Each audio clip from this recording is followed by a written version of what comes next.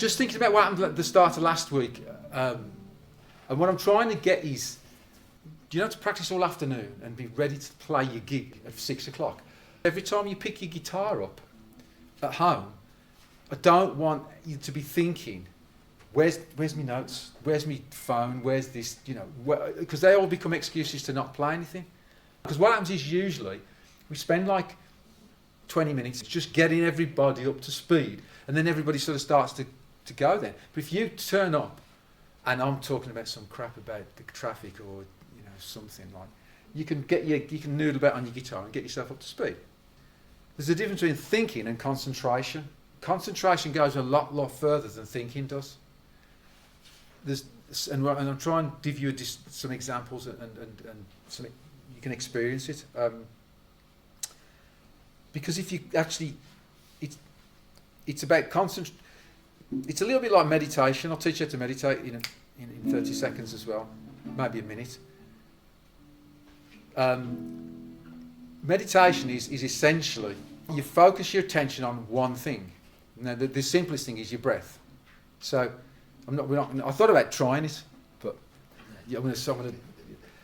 but I might do in the weeks to come. But you fundamentally, all you do is you sit there, you close your eyes, get in a comfortable chair, get comfortable, but not, you know, slouching, and you just close your eyes and you start thinking. You start to just concentrate on your breath.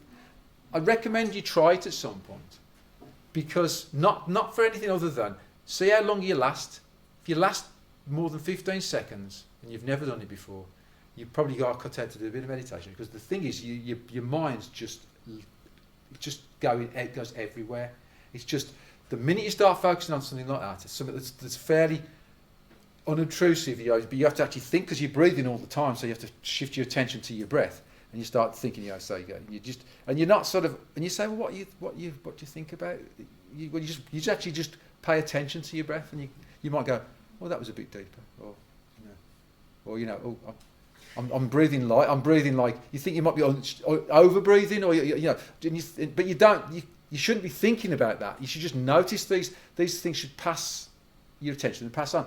But it's just this almost banal thing to think about. But all that happens is that all the other things that your mind would normally think about will start going, hey, you got to put, you know, did you put the bins out to the bins tonight?